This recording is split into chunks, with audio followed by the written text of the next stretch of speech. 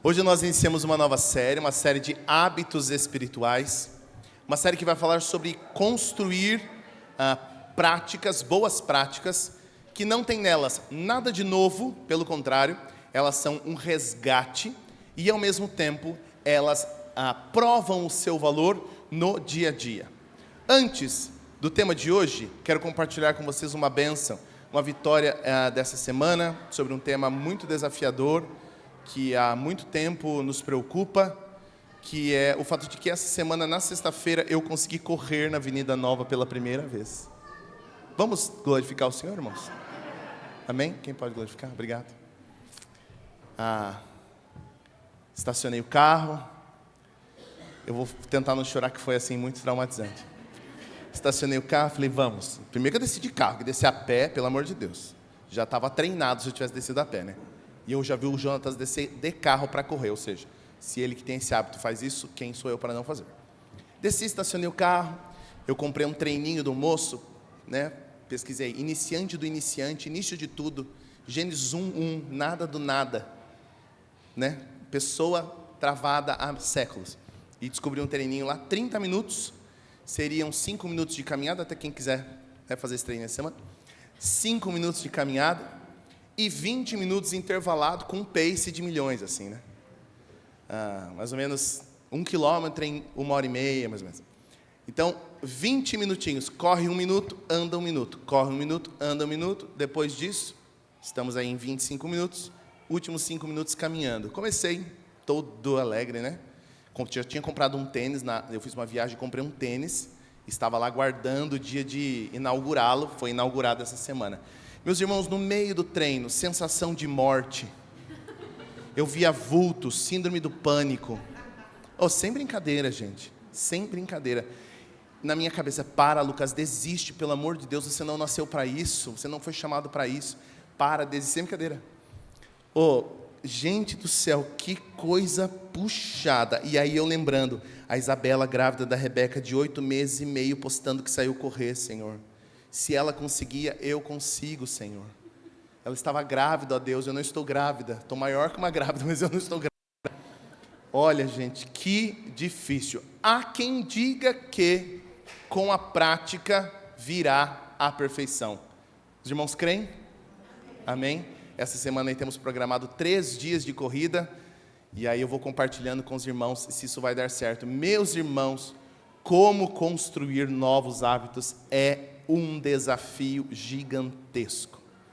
Há uns tempos atrás, há um bom tempo na verdade, popularizou-se um livro, é um best-seller, chamado Hábitos Atômicos. Eu conheci por meio do pastor Eliseu, que é viciado em hábitos, super regrado, uma pessoa assim, muito organizada. E ao ler o livro, eu percebi que a temática, a centralidade do livro era mostrar que hábitos são construídos de maneira atômica. É uma analogia para coisas que são construídas na sedimentação de pouco a pouco. A ideia do autor é que, enquanto vamos nos adaptando a novos hábitos, pouco a pouco, por passos por menores que sejam, em algum momento essas coisas se sedimentarão e se tornarão grandes coisas em nossa vida. Falar de hábitos é moda hoje em dia. Dificilmente, por mais que você seja completamente alienado, dificilmente você não viu alguma coisa na internet, no Instagram, chegou no seu e-mail, você viu um aplicativo, uma propaganda que propõe para você a aquisição de um novo hábito. Faça esse protocolo e emagreça tantos quilos em tantos dias. Faça esse protocolo e durma melhor.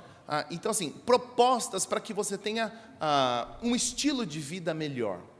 Essa série não é sobre a construção de hábitos como se eu fosse um coaching tentando te ensinar a ter uma vida que se alinhe com a última moda. Não é o caso. Primeiro porque a Escritura não trabalha com os padrões e com as métricas humanas. Então, muitas vezes, os padrões construídos nesses processos de aquisição de novos hábitos não são bíblicos, são humanos.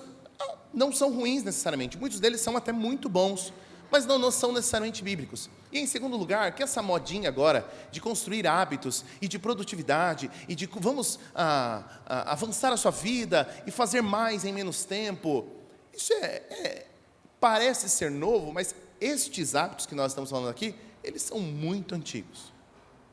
Não há nada de modinha e de novidade neles. Eles são muito antigos. E a questão central de uma série sobre hábitos, que foi fortemente influenciada pelo pastor Eliseu e pelo Jonatas, quando nós formulamos as séries no ano passado, em novembro, e que eu ainda não corria, né? Se eu corri um dia, eu me sinto já como um corredor.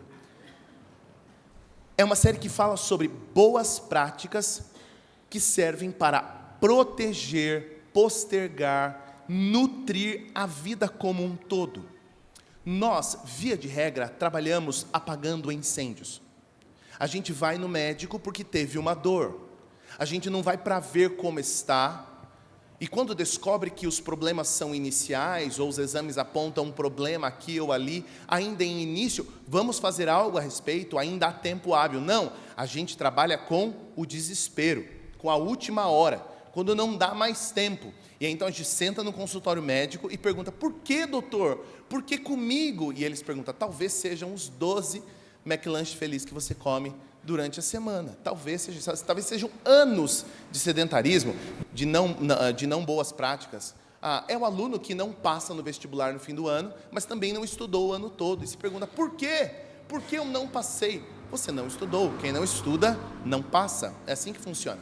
O que nós não plantamos no cotidiano, um dia nos alcança. Um dia nos alcança.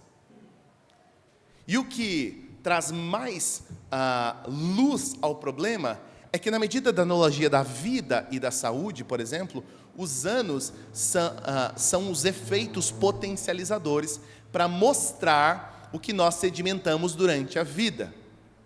Eu sei que com 18 anos, você descia para a praia, pedia um cachorro-quente de uma barraquinha do parquinho da cidade e comia, e não acontecia nada com você. Mas hoje você não tem mais 18 anos. E agora, com 40, 50 anos, você come salada e passa mal, de tanto que você não se alimentou bem durante esses anos todos. Em relação aos nossos hábitos espirituais, os problemas que nós enfrentamos são os alertas que mostram o quanto não estamos plantando no nosso cotidiano. Meu irmão, quando você se vê no meio da vida em completo desespero, ansiedade, preocupação, isso não nasceu hoje, isso não é de agora. Você plantou isso, eu plantei isso com um distanciamento da Escritura na minha vida. Quando eu não sei o que fazer diante das bifurcações que a vida me apresenta, me sinto completamente desorientado, isso não nasceu hoje. Isso é fruto da construção diária da nossa indiferença a boas práticas cristãs para nutrir a nossa vida. Por que sofremos tanto quando somos acometidos por um mal? Por que nos ansiamos tanto diante de coisas que não podemos dominar? É porque nossa vida não está sendo bem nutrida. Porque não estamos construindo bons hábitos. E, meu irmão, não tem segredo. Não tem segredo. A nossa longevidade espiritual só se dá no ordinário. No ordinário. Algumas tradições teológicas têm uma ênfase no extraordinário. E eu entendo que o extraordinário tem o seu lugar de importância. De fato, Deus faz coisas extraordinárias aqui ou ali, como quiser, quando quer, e nós precisamos do extraordinário de Deus. Nós estávamos falando sobre isso na semana passada, quando oramos sobre a pequena Liz e os desafios que ela enfrenta. Nós precisamos do extraordinário de Deus. Mas a vida cristã se constrói no ordinário. No ordinário. De forma que, se você não tem intimidade com a palavra de Deus, tempo de meditação, tempo de contemplação, você não tem hábitos de adoração familiares, individuais, se você não tem hábitos de oração, de jejum, de comunhão com seus irmãos, aí lá na frente você aparece falando: pastor, a minha vida está toda bagunçada, pastor, eu tenho crise de ansiedade dia sim, dia não, eu brigo com meu marido, eu chuto o cachorro, eu estou endividado, eu estou preocupado, eu não sei o que eu faço, pastor, o que pode ser? Eu falo: meu irmão, o que pode ser? O que não pode ser, né? Porque o que pode ser tudo. Pode ser, quem sabe, essa vida que eu e você levamos completamente avessa e indiferente ao Senhor. Entende? É quase como uma ficha que você preenche com os piores hábitos possíveis de saúde. E aí quando você faz um triglicérides, um colesterol, a glicemia em jejum, uma endoscopia, meu querido, você acha que essa salsicha não vai apitar na tua endoscopia? Esse cachorrão prensadão, Letícia? Não vai apontar na tua endoscopia? Ai, sim. Nossa, doutor, um desconforto estomacal. O que você comeu? Bolinha Ana Maria, Fine, Coca Zero. Por que será? Por que será que a nossa vida está de ponta cabeça? É engraçado que a Escritura fala que em momentos de desafio, o Espírito vai nos lembrar daquilo que precisamos para vencer. Vai lembrar do quê se você não leu nada? É igual chegar na prova, fazer a prova e falar, Senhor, me ajuda a lembrar das respostas. O Senhor fala assim, mas você não estudou. Te lembrar do quê? Nem na aula você prestou atenção. Posso te lembrar do último episódio de Dorama que você assistiu, mas as respostas não darei. Não tem como. Portanto, nessas semanas, nós vamos falar sobre vários hábitos espirituais. E hoje, nós começaremos com meditação na Escritura. Nós vamos usar o Salmo de número 119, não ele todo, para quem já se arrepiou, Flávio e Júnior aí que já estão arrepiados. Salmo 119, não todo, apenas alguns versículos, tá bom? Para não ficarmos aqui a noite toda. E enquanto nós falarmos desses versículos, o Roger vai colocar aqui, para que a gente acompanhe, mas eu incentivo você a grifar, a frisar aí na sua Bíblia, em papel ou no celular, para que você volte para esses versículos durante a sua semana.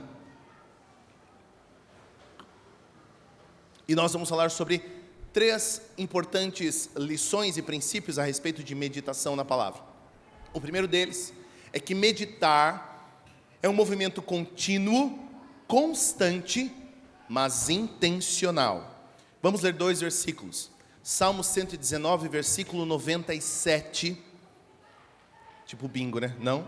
Vai dar tempo? Não? Silas vai te ajudar. Tadinha, primeiro dia do Roger hoje, joguei ele na fogueira. Tem que ficar pescando o versículo do nada, assim. Vai dar certo. Acompanha na tua Bíblia. Salmo 119, 97, que diz: como eu amo a tua lei, penso nela o dia todo.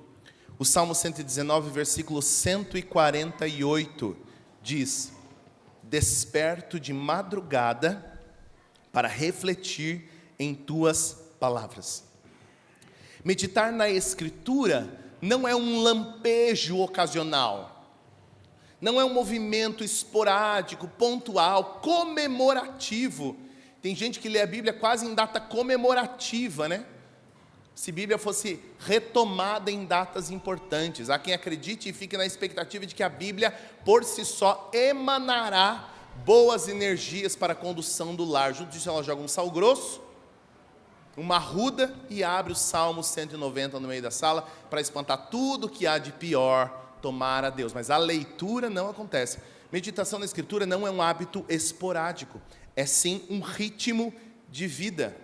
O Salmo 119 tem em diversas expressões, e isso está por toda a Escritura, de que a relação do servo de Deus com a palavra é uma relação contínua. Você sempre verá em textos que apontam de maneira poética ou de maneira narrativa a relação do indivíduo com a palavra de Deus, com a vontade de Deus. Você sempre verá expressões como de manhã, de tarde, de noite, ao caminhar, ao me deitar, em todas as ocasiões. O texto que nós lemos, o versículo 148, fala sobre meditar na Escritura até de madrugada.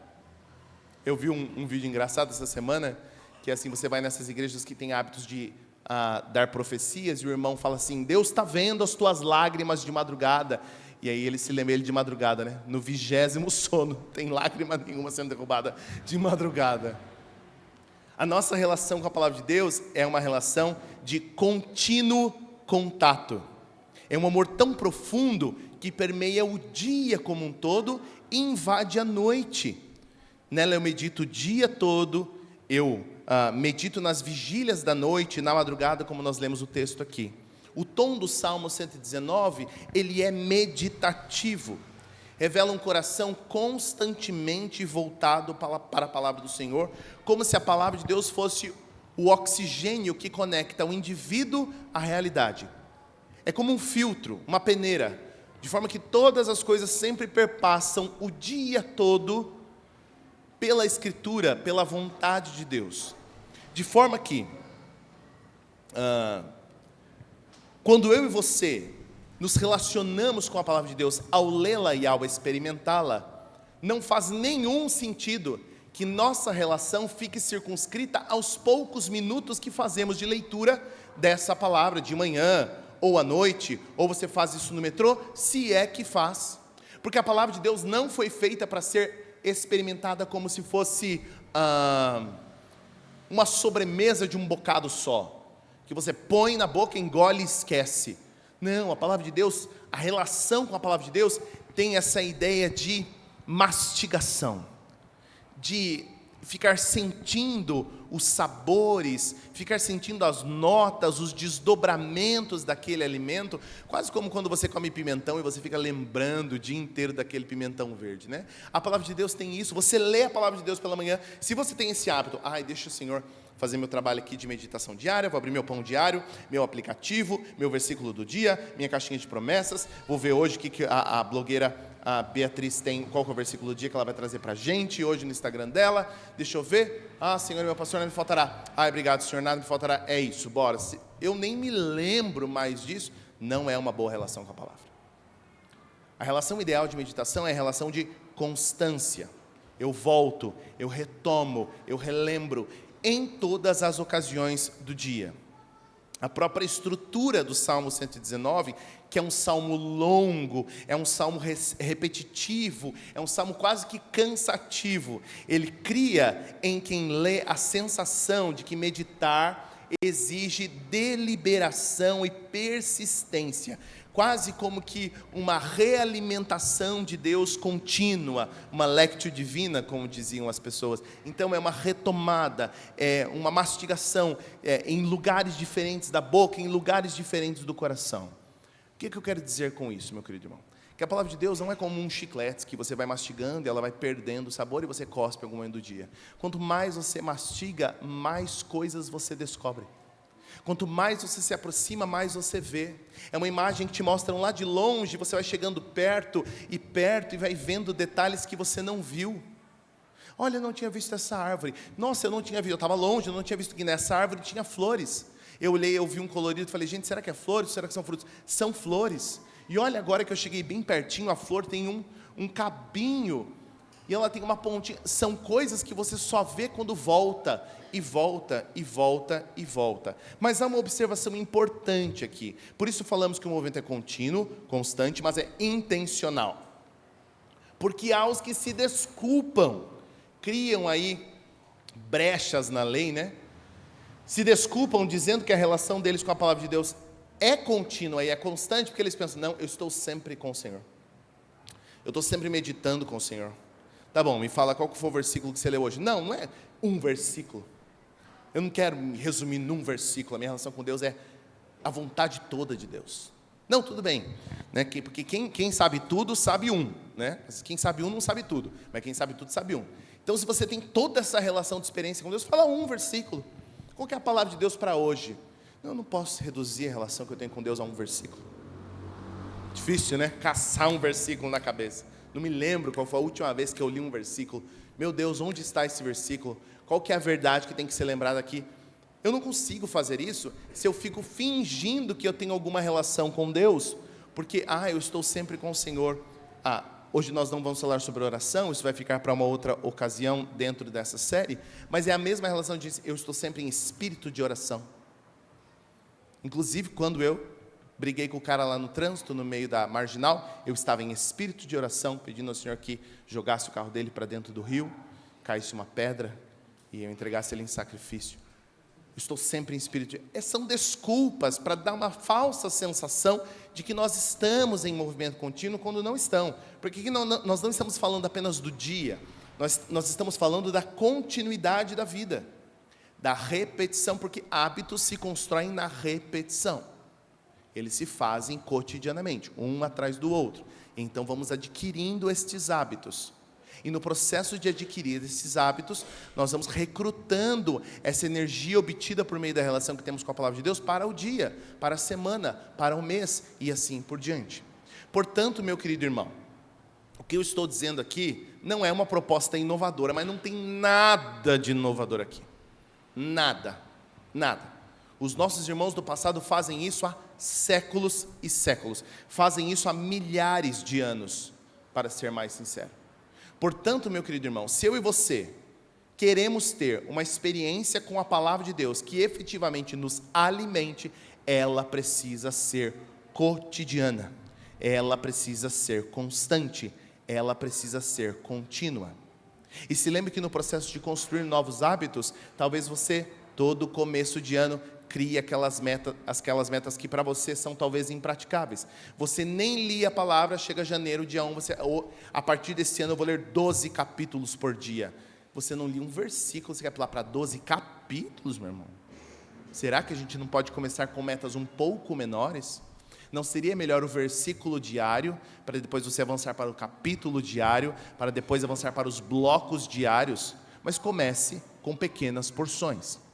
Portanto, o que mais importa aqui é a constância e a retomada desse texto, a retomada dessas verdades na vida. Você vive e experimenta a vida, os desafios no trabalho, com os filhos, com as finanças, no supermercado, você retoma o conteúdo que você ouviu da palavra de Deus mais uma vez, para que aquilo te alimente de novo. Segundo lugar, meditar é uma arma para vencer os nossos pecados. Olhe comigo o Salmo 119, versículo 11.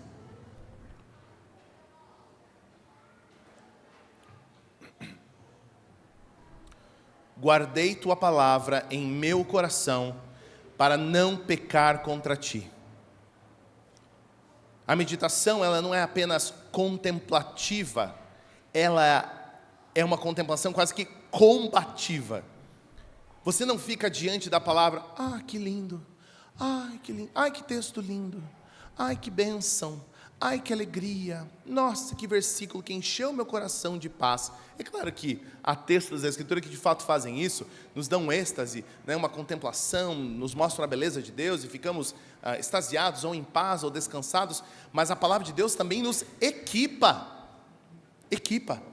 O texto que nós lemos do versículo 11 diz que enquanto eu pego essa palavra e eu aguardo no meu coração, eu não peco. É um mecanismo simples, meu irmão. Simples. Você pega a palavra, você guarda no coração, você não peca. Portanto, a conta contrária, a prova dos 9 aqui, para quem é dessa época, a prova dos 9 é simples. Se eu peco, eu não guardo. Se eu peco, é porque eu nem sei o que a palavra de Deus fala sobre isso. Eu nem me dei o trabalho de conhecer. Como é que eu não vou pecar contra ti, se eu nem sei o que pode e o que não pode? Se eu não sei o que pode e o que não pode, eu vou acabar pecando. É uma espécie de armazenamento intencional e vigilante. Você vai guardando informação, você vai se relacionando com a palavra, você lê e você guarda, você lê e você guarda, e quando você precisa, você usa, você combate com ela, porque os nossos pecados, as nossas tentações são vencidas com a palavra. Você se lembra do episódio de quando Cristo Jesus, logo no início do seu ministério, vai ao deserto, para vencer no deserto, para ser o exato oposto do povo de Deus que perdeu no deserto? O povo infiel no deserto vai ser redimido pelo Cristo que vence no deserto. Cristo está lá no deserto, no jejum dele, bem em paz. Quem aparece? Ele. O coisa ruim. Nossa, eu vi que você está sem comer. E não sei, sem querer eu trouxe essa sacolinha aqui, tem um Big Mac, tem uma batata grande, por mais R$1, um sundae. Não sei, talvez você queira. Longe de mim atrapalhar também aí o teu momento de jejum. Quem sou eu, né? Não quero atrapalhar. O que Jesus faz? Jesus usa a própria palavra para enfrentar Satanás. Olha aqui, coisa ruim. Nem só de pão viverá o homem. A vida não é feita só de comida e de bebida, não. Há coisas muito mais superiores e valiosas do que isso. Não, mas longe, eu não queria fazer isso, não. E próximos combates vão acontecendo. Ele oferta outras coisas para Jesus, leva Jesus lá no pináculo do templo e fala: olha, se você prostrado me adorar, eu te dou todas estas coisas aqui. Todas estas coisas. Joga daqui, pula. Os anjos vão te pegar. Não é isso que a sua própria palavra diz? Os anjos vão te pegar, vão te carregar. Não, não é assim que funciona não. A mesma palavra diz: não tentarás o Senhor teu Deus. Portanto, nos momentos de luta, eu uso a palavra que eu guardei no meu coração. A lei de Deus não é só informação. Não é informação. Ela é combustível para a obediência. O que significa que meditar na palavra de Deus não é só encher a cabeça de informações, de dados. Conhecer o Senhor da Escritura nunca foi obter informações. A obtenção de informações é uma parcela pequena do que representa conhecer o Senhor. Conhecer o Senhor é colocar a palavra em prática na vida. Na vida. O que demonstra que um indivíduo conhece o Senhor é se esse indivíduo vive a palavra. Se ele não vive a palavra, não importa o quanto ele sabe ou não sabe. Saber versículos de cor por saber não é sinônimo de nada. Satanás sabe todos os versículos de cor, provavelmente, e os usa para tentar nos afetar e nos atacar. Portanto, meu querido irmão, pense aqui em desdobramentos tentadores da vida. Quando você se sente injustiçado, um coitado, um sofredor, e ninguém passa pelo que eu passei, e você dá vazão para esses sentimentos, o que lhe falta para combater? A palavra. Combata esses sentimentos com a palavra. Quando você é tentado pelo seu coração e diz: ah não, eu nasci para viver o melhor de Deus, eu nasci para ser feliz. Você acha que Deus não gostaria que eu fosse feliz? Que eu não vivesse os meus sonhos, os meus planos? Combata isso com a palavra. Ah, será que só uma mentirinha? Será que só um passo a mais? Um clique a mais? Uma mensagem a mais? Uma mensagem a menos? Um dígito a mais? Um dígito a menos? Ocultar mais, revelar mais ou menos, são pecados que são combatidos com a palavra. Me irritar mais, me irritar menos, me ansiar mais, me ansiar menos, gritar mais, gritar menos, tratar mal, tratar bem, são posturas que são combatidas pela palavra. Pela palavra. Por algum motivo, historicamente, conhecer a palavra ficou associado a uma espécie de academicismo. Você já ouviu críticas dos nossos irmãos pentecostais, por exemplo, dizendo: ah, os presbiterianos eles têm um conhecimento bíblico, mas nós temos o poder. Já ouviu isso? Olha que engraçado. É como se ler a Bíblia fosse uma postura exclusivamente técnica. Eu leio, eu adquiro informação. Portanto, presbiterianos são bons em adquirir informação e ensinar essa informação, enquanto os nossos irmãos pentecostais, eles são molhados, mergulhados no óleo, no poder, no fogo, na unção. Eles abrem porta, eles quebram porta, eles expulsam o demônio, eles voam, eles soltam um raio pelos olhos, eles fazem coisas muito loucas. Podem não saber muita coisa, mas eles fazem coisas maravilhosas. Olha quantos preconceitos bobos, né? Quantos preconceitos bobos, quantas caricaturas da realidade que não fazem nenhum sentido. Meu irmão, a palavra de Deus, como a própria palavra de Deus diz, a palavra é poder. A palavra é poder, porque a palavra é o próprio Cristo. É isso que está descrito em João capítulo de número 1. Que Cristo é o verbo vivo de Deus, Ele é a palavra de Deus revelada e encarnada. A nossa igreja não é muito de estudar a Bíblia, de teologia. Nós não gostamos de teologia, nós somos de Jesus. Então eu fiquei confuso, porque Jesus é a palavra. Vocês são ou não são de Jesus? Fiquei confuso, eu me perdi. Nosso negócio não é a palavra, a teologia, nosso negócio é Cristo. Então Cristo é a palavra. Então aí vocês têm que decidir o que vocês querem ou não querem. A nossa força, a nossa energia que combate as ânsias mais desesperadas do nosso coração, são fortemente combatidas pelo nosso conhecimento de Deus. Como é que você vai ser, meu irmão, um bom marido, um bom filho, um bom funcionário, se você não sabe o que a palavra de Deus exige de você nessas categorias da vida? Como é que você pode ser um bom servo de Deus, uma boa esposa, um bom filho, uma boa filha, um bom amigo, se você nem sabe o que Deus pensa a respeito destas coisas?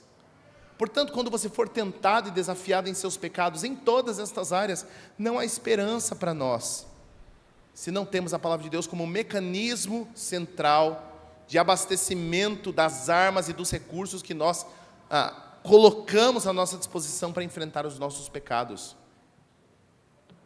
Meu querido irmão, recue aqui para um estudo de caso. Imagine que você está num momento de profunda angústia, profundo desespero. É isso que o seu coração está te dizendo. São essas as informações que o teu coração, que o teu cérebro, que os teus sentimentos estão borbulhando. Desespero, angústia, tristeza, preocupação.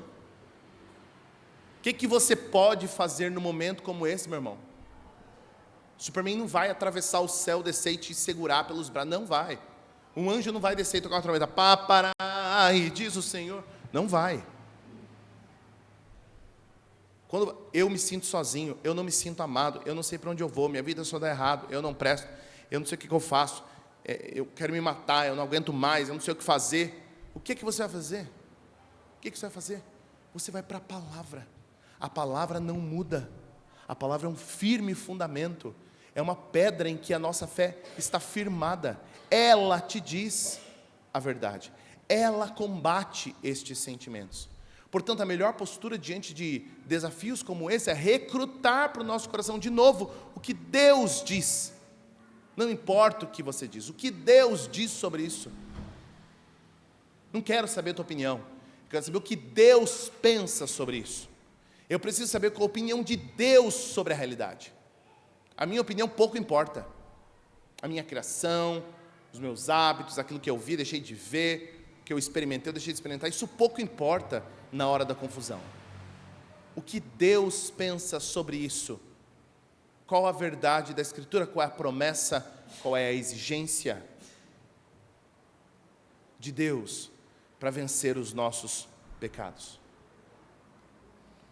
E em terceiro lugar, meu querido irmão, meditar é aprender a ler a vida pela ótica da Escritura.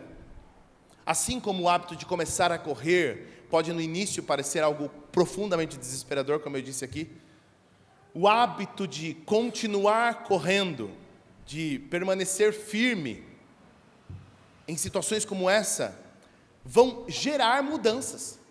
Não tem como, gente. Meu fôlego vai melhorar, meu peso vai diminuir. Para cada frase dessa que eu falo, eu preciso de um amém. Meu peso vai diminuir. Amém, cara. Meu pace vai melhorar.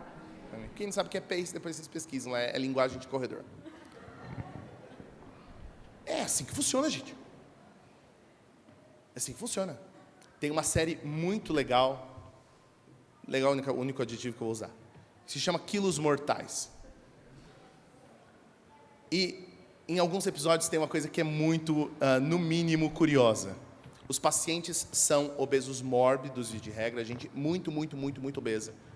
E então eles têm o doutor lá, o médico, que passa para eles uma dieta, que diz, se você não perder tanto peso em tanto tempo, sinaliza que você não aderiu bem ao tratamento, então eu não posso fazer uma cirurgia bariátrica em você, então não tem como, então a gente vai se ver daqui a um mês, essa dieta, ele pergunta, o que você come? E é assim, gente, são as dietas mais... Uma vez eu vi uma mulher que eles, eu não sei se é o mesmo programa, que tem quilos mortais, quilo por quilo, é muito quilo, né? Mas é um desses programas que eles pegam tudo que a pessoa come na semana e eles dispõem numa mesa. A mulher tinha comido 25 tabletes de manteiga de 200 gramas. 25, gente, é desesperador só de olhar, né? Só de pensar nisso. E ele fala, se você não fizer, você não pode aderir, você não aderiu bem ao tratamento, não vou fazer cirurgia em você, esqueça.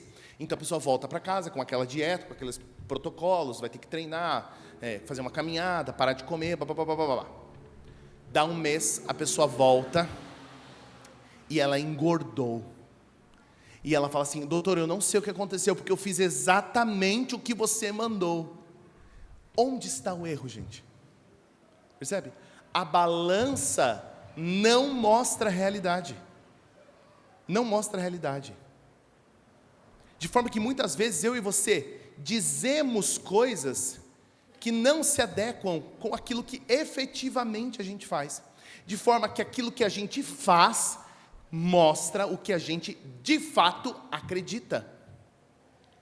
E essa é uma boa maneira de descobrir o que você acredita, observando suas reações, suas ações, suas posturas, seus avanços, seus retrocessos em relação à vida. Porque o que eu falo não muda muita coisa. Semana eu conversava com a Giovana sobre isso, falei, meu amor, pense comigo. Se eu falo a você, eu te amo, eu te amo, eu te amo, eu te amo, mas eu ajo diferente, que adianta o que eu digo? Que adiantam as minhas palavras todas melosas, se no dia eu mostro o contrário? Portanto, quando eu medito na palavra de Deus, eu subjugo toda a minha experiência de vida à palavra. Quando eu medito, eu uso a palavra como filtro, que regula a minha experimentação da vida. Tem uma coisa que, gente, é muito comum, mas é desesperadora. É ver crente, e não é crente de pouco tempo, crente antigo, que regula padrões da vida segundo a sua própria imaginação. A sua própria imaginação, não segundo a Escritura. Eu fico perguntando, meu irmão, de onde você tirou isso? De onde você inventou essa história? Como é que a palavra de Deus não regula a tua relação com o teu filho? Como é que a palavra de Deus não regula a tua diligência no trabalho? A tua relação com as tuas contas, com os teus sonhos, com os teus dias bons, teus dias ruins? Não faz nenhum sentido. Como é que a palavra de Deus não regula a tua relação com o teu dinheiro?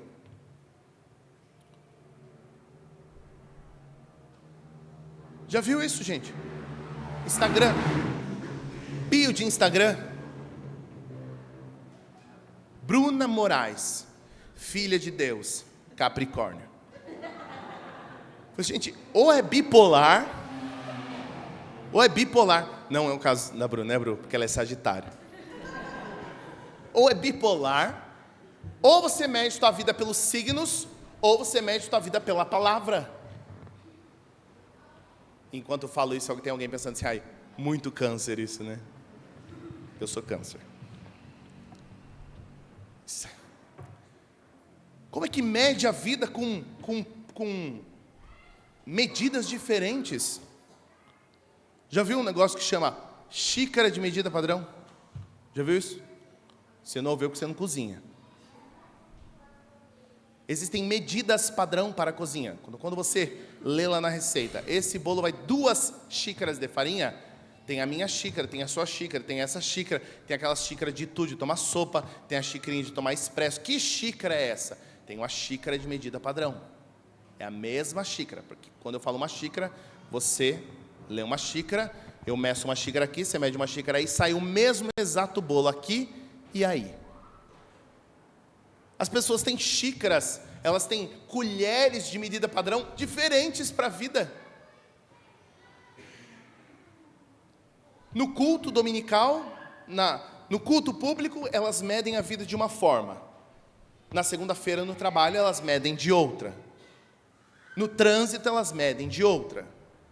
Com os sonhos dela, elas não usam a Escritura para construir os sonhos dela.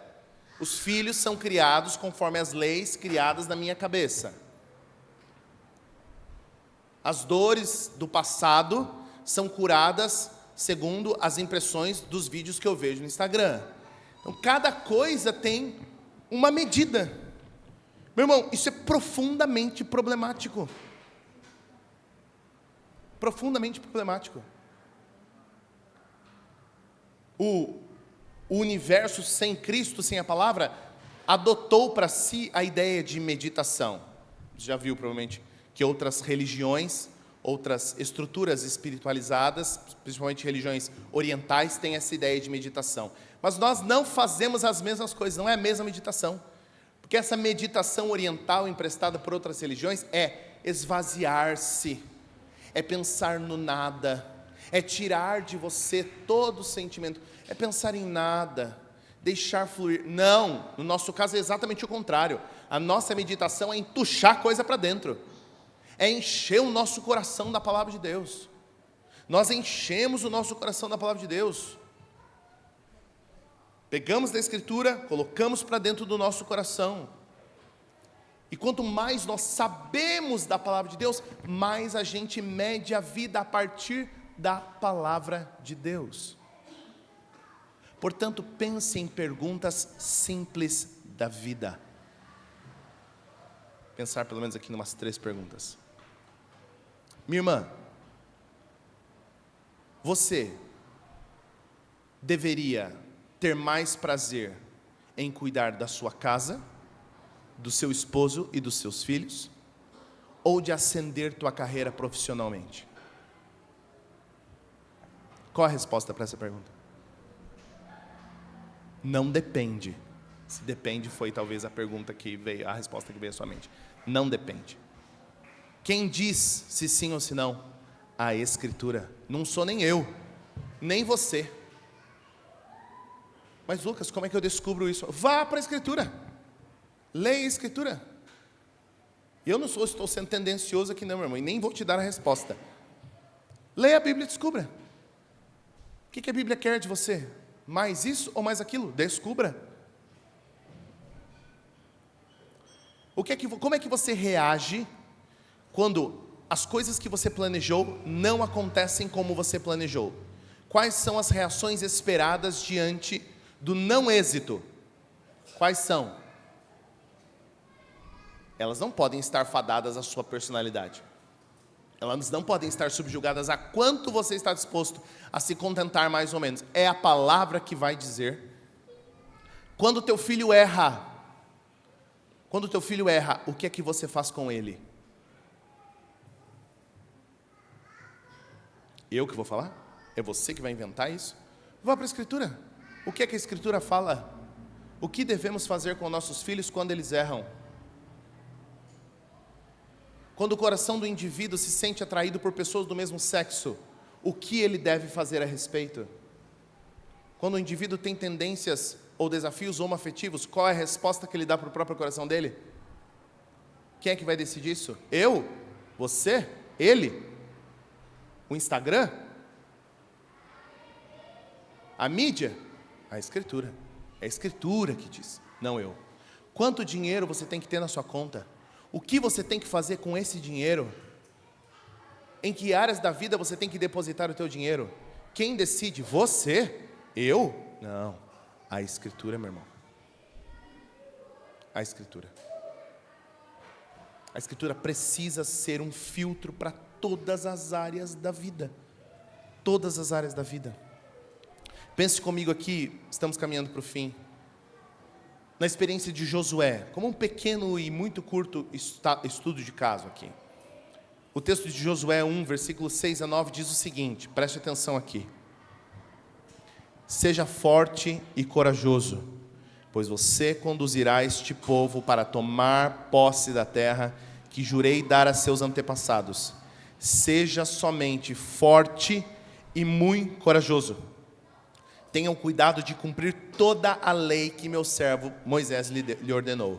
Não se desvie dela nem para um lado e nem para o outro, assim você será bem-sucedido em tudo que fizer. Relembre continuamente deste livro da lei, medite nele dia e noite, para ter certeza de cumprir tudo o que está nele escrito. Então você prosperará e terá sucesso em tudo que fizer. Esta é a minha ordem, seja forte e corajoso, não tenha medo, não desanime, pois o Senhor, o seu Deus, estará com você por onde você andar. Em que contexto está essa fala? Pensa, Deus está assim, ó, Josué, o negócio é o seguinte. Então, tem essas 3.000 pessoas, Moisés morreu, agora você que cuida, tá bom? Mas como assim, Senhor, você que cuida? Pelo amor de Deus. Não, pelo amor de você mesmo. O que faz? 3.000 pessoas, 3 milhões de pessoas, 3 milhões de pessoas, insuportáveis, reclamonas, fofoqueiras e chatas. O Senhor, não sei nem por onde eu começo, pelo amor do Senhor mesmo, eu não sei nem por onde eu começo. Não, seja forte e corajoso, vai em frente, tá bom? É isso aí. Não, Josué, medite de dia e de noite no que eu já falei. Eu não estou te jogando na fogueira sem nenhuma informação, não. O livro que o meu servo Moisés deixou, leia ele, volte para ele, dia e noite, você vai saber o que fazer. Não crie uma versão sua dela. O texto diz: não se desvie nem para a direita e nem para a esquerda. É o que está lá. É o que está lá. Não é para criar uma versão sua, personalizada. Torá by Josué. Versão atualizada. Não. É o que está lá. E se você fizer assim, você vai ser bem sucedido. Mas, Senhor, é muita gente, é muita coisa. Por isso eu estou te falando. Medite na lei de dia e de noite. Volte lá. Se relembre. Se você fizer o que está lá, vai dar tudo certo. Eu estou com você. Percebe, meu querido irmão? A palavra de Deus é o mecanismo, é o combustível, é a gasolina, é a força para vencer a vida. É por isso que tua vida é um lixo. Por isso que a tua experiência de vida é uma porcaria.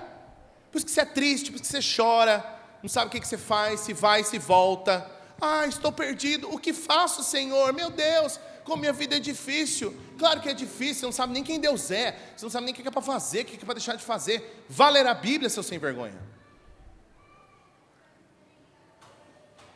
Ai, será que eu sou amado? Não sabe ainda. Oh, pelo amor de Deus, você é surdo ou não leu? Vá ler. Está lá escrito. Mas Deus prova seu amor por nós, em ter nos dado Cristo Jesus. Ele matou o Filho dele por você. Você quer o quê? Realmente, você jura que essa promoção no trabalho é a régua que você vai usar para achar que Deus te ama ou não? Passar no vestibular é realmente o sinal que você estava esperando para falar: ai, Deus me ama mesmo. Encontrar um homem, uma mulher para te amar é realmente a resposta final para a solidão e para a pobreza do teu coração. Meu irmão, pelo amor de Deus. Oh, sem brincadeira, a gente parece homem procurando as coisas. Homem procurando as coisas. Hoje, eu fui na padaria comprar pão para ceia, entrei, saí, esqueci do pão. Vim para a igreja. É coisa de homem, né? Aí, faltava 15 minutos para começar, eu falei: Giovana, liguei para minha esposa, a salvadora da pátria. Giovana, pelo amor de Deus, eu entrei na padaria, saí sem pão. Passa e pega o pão, pelo amor de Deus. Ela falou: tudo bem, então já vá arrumando a mesa. Eu entrei na cozinha e falei: onde está a toalha? E olha que a cozinha nem é muito grande. Aí eu chamei a Luara, falei: Luara, me ajuda aqui, pelo amor de Deus, porque eu sou equipado com a skill de homem, não achar nada. E eu estava procurando, e meu Deus, estou perdido. Apareceu minha esposa, graças a Deus por isso, graças às irmãs, essa mesa está aqui. A gente parece homem procurando as coisas. Ah, Senhor, para onde eu vou? Para onde eu vou, o que eu faço? Meu Deus, o que será? Talvez, nesse compêndio de 66 livros singelos, talvez haja alguma coisa para te ajudar. Talvez, assim, talvez. Mas não dá para saber se você não pega para ler, se você não medita, se você não volta, se você não recobra aquilo no seu coração cotidianamente. Para finalizar, meu querido irmão, praticamente, 5 coisas para você colocar dentro do seu hábito, 5 coisas muito rápidas, para você colocar dentro do seu hábito de leitura bíblica diária, porque esse versículozinho sem vergonha que você lê cedo, que aparece aí na notificação do celular, não é meditação na Escritura. Lê o texto. 1, conte. São 5 Cs, para você não esquecer. Eu estou nessa agora de C, para gravar. 1, conte. Comece sua meditação reconhecendo as bênçãos de Deus. Se dê o trabalho de olhar o que o texto aponta para o fato de que Deus te ama. Não tem o hino que nós cantamos? Contas muitas bênçãos. Dize-as quantas são. E no fim desse processo, você vai ficar surpreso com o número de bênçãos que Deus derrama sobre a sua vida. Já começa o dia grato pelo que Deus fez, não chutando porta e brigando com o cachorro. 2, confesse quais são os pecados que Deus escancara na sua cara com esse texto. Quais são as exigências de Deus para você, o que você está fazendo, deixando de fazer, que o texto aponta. 3, considere, reflita, meu irmão, o que Deus quer mudar em mim através desse texto. Isso só é possível se você mastigar o texto. Leia de novo, leia de novo, e depois de ter lido umas 3 vezes, leia mais 3, e leia mais uma, leia rápido, leia devagar, leia alto, leia baixo, pensa um pouco, lê de novo. Eu duvido que na 10ª vez você vai ler o texto do mesmo jeito que você leu da primeira vez. Eu me lembro que quando eu fui para o primeiro seminário, eu era presbiteriano, mas era um presbiteriano meio fajuto, porque eu não acreditava em eleição, em predestinação. Era presbiteriano da Shopee, né? Falei, é um absurdo essa história de eleição, predestinação, que Deus escolhe pessoas, isso é elitismo, isso é preconceito, não é assim que funciona, Deus não é assim, Deus ama. Agora Deus vai começar a escolher as pessoas. Aí um amigo falou assim, mano, vem aqui um pouquinho. Você já leu esse texto aqui? Falei, que texto? Lê esse texto aqui. Aí me deu alguns textos para ler.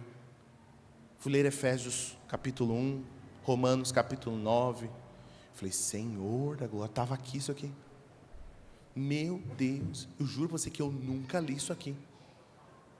Ou eu já li e não prestei atenção nisso aqui. Nunca reparei nessas coisas. Quando você volta para a Escritura e volta de novo, e volta de novo, e volta de novo, você vê coisas que, meu Deus, isso aqui estava aqui. Olha, eu não tinha parado para pensar. Porque quando eu escuto assim, Josué, ser forte e corajoso, mas quando agora parando para pensar, que ele está sozinho, ele tem pouquíssimos aliados, que o resto do povo é reclamão, infiel, descrente, e ele precisa entrar numa terra que para ajudar desse lado de cá, ninguém está com ele, do lado de lá, ninguém está com ele. Meu Deus, então quando ele escuta, seja forte e corajoso, realmente seja forte e corajoso, porque o que virá aí é barra pesada. Se você não fizer o que Deus mandou, você não avança. Tanto que para invadir Jericó, são exatamente as prescrições de Deus que dão vitória para o povo de Deus. Já falamos sobre isso em algumas pregações atrás. Percebe? É quando lê de novo, que você nota os pormenores e percebe o que Deus quer de você. 4º lugar, celebre. Meditando sobre as verdades do Evangelho em Cristo Jesus, você celebra quem você é em Cristo. E aqui, meu querido irmão, está um dos tesouros, o filé mignon de tudo aquilo que temos falado até agora. A Escritura, meu querido irmão, é um livro que fala sobre Jesus. Fala sobre Jesus. O Evangelho diz que Jesus falava às pessoas e passando pelo texto do Pentateuco, pelos livros históricos, pelos poemas, pelos profetas, ele ia mostrando como a Escritura sempre falou dele. Quando você lê e medita na Escritura, meu irmão, você lembra de Cristo, você aprende sobre Cristo. Talvez a nossa experiência seja esvaziada de celebração na obra de Jesus, porque a gente nem lembra que Jesus existe. Nem lembra. Portanto, olhar e meditar na Escritura é oportunidade para ver Cristo de novo. Busque Jesus nos textos que você lê. Entenda como os textos apontam, ensinam, simbolizam, aprofundam a sua noção sobre quem Cristo é. A palavra de Deus é um registro intencional que fala sobre Cristo. E em último lugar, meu querido irmão, se comprometa. Tome decisões práticas. O que é que vai mudar então? O que é que eu vou começar a fazer? Que obediência o texto exige de mim e, portanto, farei isso. Se você lê um texto da palavra de Deus que fala sobre generosidade e ao fim disso pensa assim, ai Senhor, faz de mim um servo mais generoso, me dá um espírito de generosidade, você não aprendeu nada. Eu quero no fim de um texto desse que você diga assim, portanto, esses R$100 que eu ia gastar com blusinha essa semana, eu vou comprar uma blusa para aquela família que precisa e vou doar para eles. Isso é um subproduto prático, palpável e objetivo da leitura da Escritura. A Escritura está falando que eu sou muito irritadinho, muito respondão e muito esquentadinho. Ó Deus, dá-me um espírito de mansidão. Tá, tudo bem, não tem nenhum problema você pedir isso aí. Mas eu quero Mas, portanto, essa semana eu vou responder a meus filhos com gentileza em quase todas as situações, ou no máximo de situações possível que eu conseguir, senão todas elas. Vou levar minha esposa para jantar, vou servir minha esposa, vou fazer coisas para que ela possa descansar mais, vou responder às pessoas com quem eu trabalho com mais gentileza, não vou gritar e buzinar para ninguém no trânsito. Isso é palpável, isso é real. Portanto, meu querido irmão, essa nossa série sobre hábitos espirituais visa alimentar o meu e o seu coração de maneira ordinária, para que sejamos outras pessoas em Cristo Jesus. O que há de mais belo e poderoso é construído no cotidiano, no ordinário, no dia a dia.